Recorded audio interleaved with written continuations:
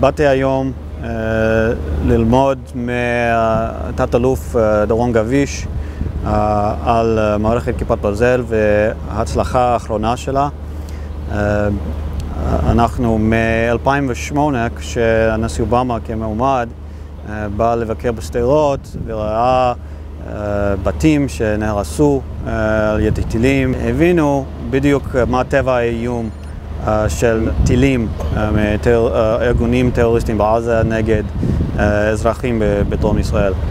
אז מתחילת כהונתו בנשיאות התחלנו לחפש הזדמנויות לזרז את פיתוח של כיפת ברזל. אנחנו מאוד גאים על התמיכה שלנו למערכת הזאת. היא מערכת במילים פשוטות שמצילה את החיים. ועכשיו הפנטגון ומשרד הביטחון נכנסו לשיחה רצינית על בדיוק מה יהיה בבקשה הזאת, ואני בטוח שתהיה תמיכה מאוד חזקה גם בקונגרס לבקשה הזאת.